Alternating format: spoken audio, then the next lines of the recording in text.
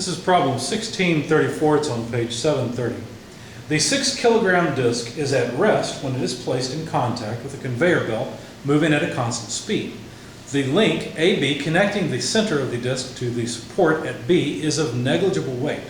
Knowing that the coefficient of kinetic friction between the disc and the belt is 0.3, determine for each of the arrangements shown the angular acceleration of the disc while slipping occurs. Let me sketch the two configurations that were given. One had the wheel with the belt moving at velocity v, it's just constant. It's a situation A. I guess I should put it up here.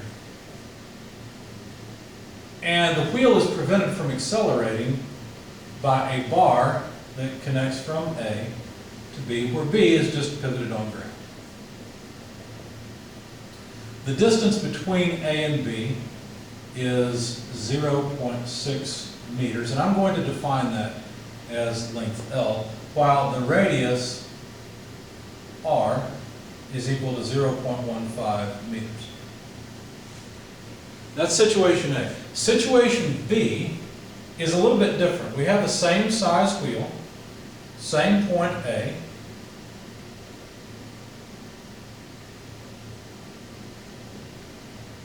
but now the bar comes over and is curved. So here's our belt moving at a speed v. I don't really care what that speed is. And of course they're in contact, but I've drawn them separate from each other. But this is slightly different now. There's a bend in the arm. We still have 0.6 meters. And I'm still going to call that distance L. The only difference is that now we have this little bit of height of 0.15 meters, which I will define as h. And really the question is, what's the effect of this, right? What's the effect of this arm? So we're given that the mass of AB, this arm, is 0 in all cases, and that the mass of the disc is 6 kilograms, and that the coefficient of kinetic friction is 30%. So this is all the given stuff. What are we supposed to find? We're supposed to find the angular acceleration while this disc is slipping for both A and B. Now, the first thing we're going to need, we will certainly need the moment of inertia of this disc. And there's a very important section of your text you should reference. It's at the back, it's in appendix. And it begins, let's see, what page does it begin on? It begins on page 894. In particular, the equation that I will want is on page 899 for a thin disk. And it says that the moment of inertia, Ix, which is what I want, because I'm rotating the disk about its axis, not about a vertical axis, say y or z going through it. Just look at the picture and see what I mean. The moment of inertia is 1/2 mr squared. So if I just know the mass of the wheel and I know the radius, I can calculate the moment of inertia. Well, I have those numbers. Since I'm going to need them anyway, let's just go ahead and figure out what the mass moment of inertia is. There we go. So I've got the radius in there, I've got the mass in there, and this comes out to 0.0675 kilograms square meter. Now, as usual, I will take an XY coordinate system like that. So now I've got the mass moment of inertia in case I need it. Now let's continue with a free body diagram. So let's start out with problem A and draw the free body diagram and see what we can come up with. So we've got the wheel. The wheel certainly has some weight W. Since the conveyor belt is moving to the left, friction on the wheel will be to the right because it's in the direction of relative motion.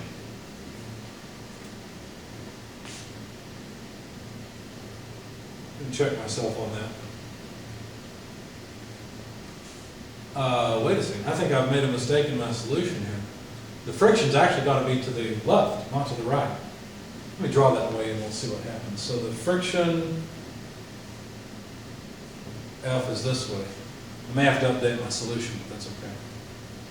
And of course, at the center, we've got an AX and an AY. I'm going to go ahead and draw those opposite to the coordinate system, because I've got another free body, and I want the forces on that free body to be in the positive direction. So I'll put AX here and AY there. These are just equal and opposite forces. And then point B here is at the other end. And so I'll just write BY and BX. Now I have to keep straight the fact that I had that friction force backward in my solution. So we'll see how that affects everything. I don't think it's going to make any difference, but it might here in a minute. I don't think it'll make a difference for A. I think it will make a difference for B. Anyway, so let's start off by summing moments on the bar. So for the bar, let me sum moments about point A, taking counterclockwise as positive. Really, the bar doesn't rotate, right? The bar doesn't accelerate angularly.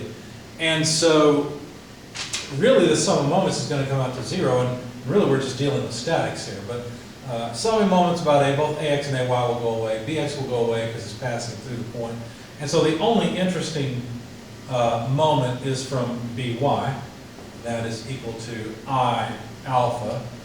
And so since there's no angular acceleration, well, this means then that BY is 0. That's really what this tells us. So now, if I sum forces in the y direction on the bar, what this will tell me then is, well, let's say AY and BY are the only ones, so AY must be 0. Okay. So now for the wheel,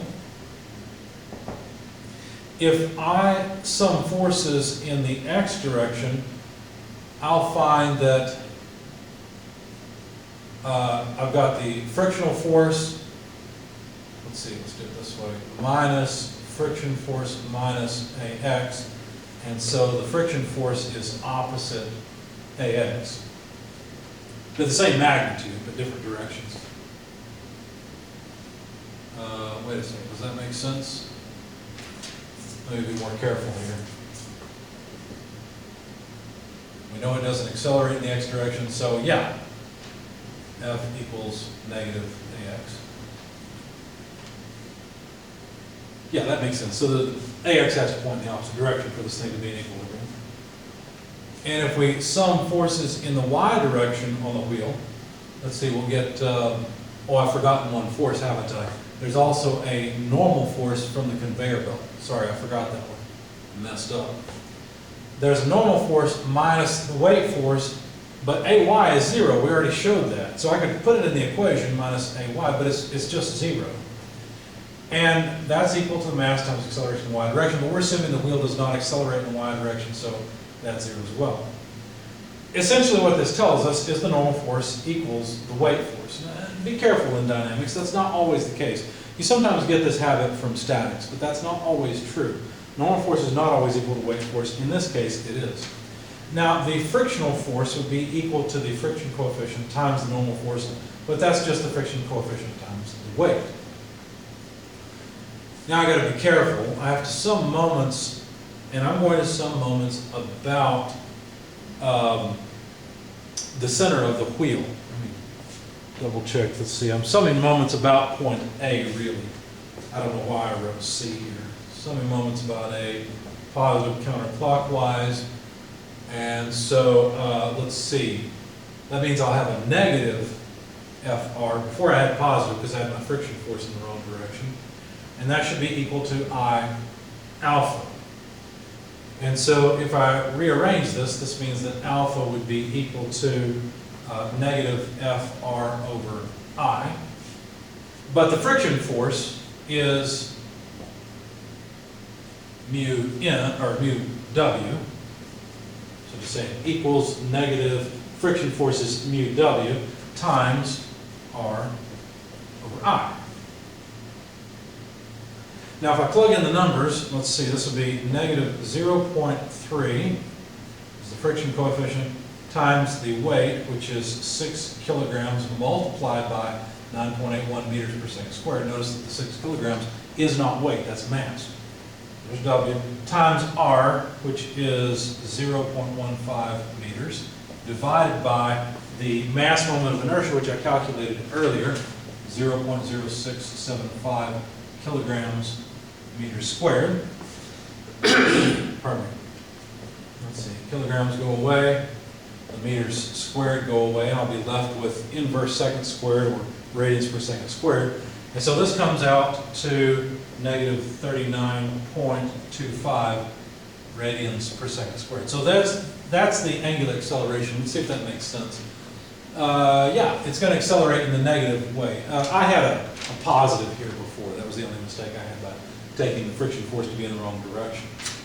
So, I mean, it does make sense that it's going to accelerate, positive direction, x cross y would be out at the board, but the friction force is going to cause an acceleration in the negative direction, so that's what this negative indicates. So let's just make a note. Let's see, we're supposed to find the angular acceleration during slipping, and notice this is constant, right? This is the constant angular acceleration, because during slipping, the normal force doesn't change, it's just equal to the weight force. The friction coefficient doesn't change, therefore the friction force is constant, which means the angular acceleration is constant. So we've answered the question for A. We found that for A, it's negative 39.25 radians per second squared. Now for B, things change just a bit. Let's get rid of all of our equations.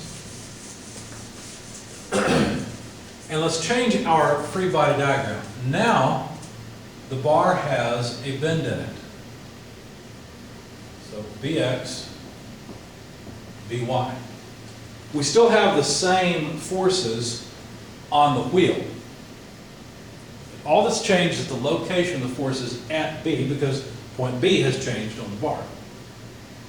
And again, I've taken my friction force to be in the wrong direction. My solution, I'll have to fix that. Let's start off with the bar again. Summing moments about A, taking counterclockwise is positive. We get, let's see, L times By is positive, LBy. And Bx is going to cause a positive moment as well. So plus H Bx equal I alpha. Again, the bar does not angularly accelerate, so that's 0. And so what this tells us is that Bx equals negative By multiplied by L over H. Now, if we sum forces in the x direction on the bar, we'll just find that Ax must be the negative of Bx. These aren't difficult to come up with. And also, if we sum forces in the y direction, what we'll find is that Ay equals negative By. And of course, the reason for this is that this bar doesn't accelerate in the vertical or horizontal directions. It's just static. And so really, we're just doing statics on the bar. And so what this means is that we could just substitute into this equation and have the equation Ax equals Ay L over H. It's the same thing. So we can use either one, whichever one is convenient for us. All right, so now let's turn our attention to the wheel. And for the wheel, I'll begin by summing forces in the x direction. So if I do that, I'll have, let's see, I'll have negative F minus Ax. The wheel does not accelerate in the x direction, and so what this tells me is F is negative Ax.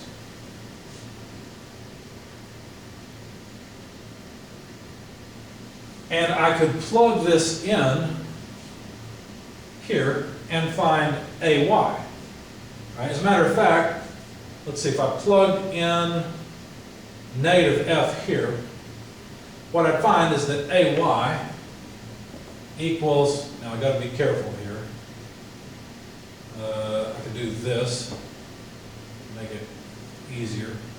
Just plug in negative F, the two negatives would cancel, yeah, and I'd find that Ay equals F times H over L, just moving this fraction to the other side. Now, if I sum forces in the y direction on the wheel, well, let's see, there I've got N acting upward minus the weight acting downward, but I've also written Ay in the downward direction, so let's say minus Ay. equals mass times acceleration in the y direction. Again, the wheel is not accelerating. So far, really we're just playing with statics because all of our dynamic forces have been zero so far.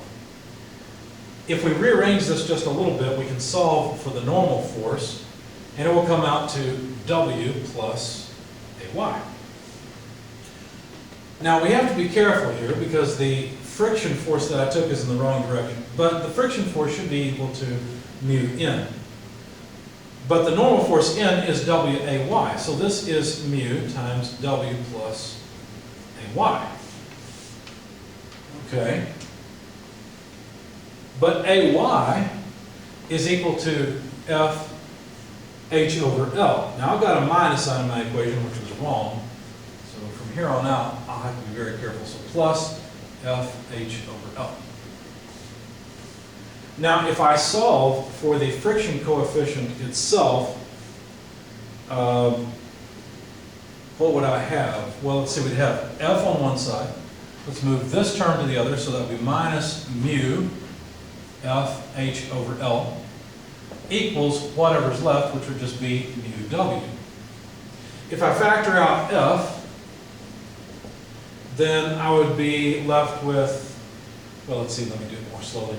1 minus mu H over L, right, because I'm factoring out F equal to mu W.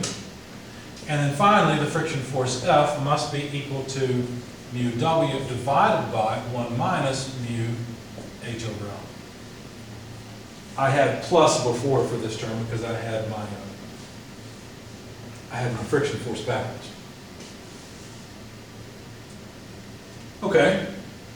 Well, this quantifies the friction force. As a matter of fact, this friction force is constant. H, L, and W, as well as mu, are constants.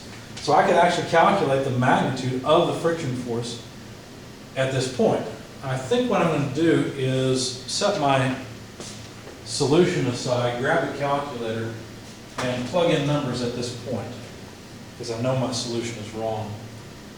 So let's see, the friction force F then would be the friction coefficient mu, and it told us the friction coefficient, there it is, it's 30%, times the weight.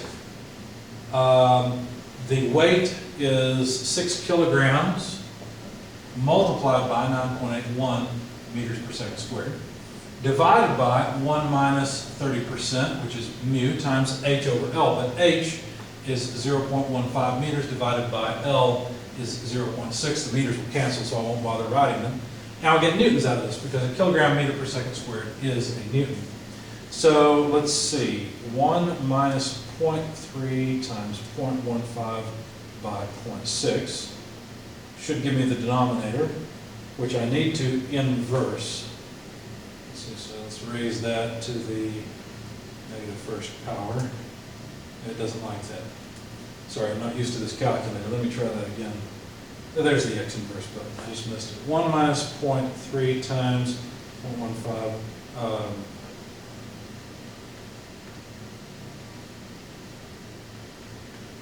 Divided by 0.6. 0.925 x inverse, here we go, times 0.3 times 6 times 9.81 gives me a frictional force of 19.0897 newtons. Now that I've got the frictional force, what I want to do is sum moments on the wheel. Unfortunately, I'm going to have to get rid of quite a bit of this, but really the purpose of all that we've got here is in finding just the friction force. That was the value in all of those equations, which were all static equations. So now let me sum moments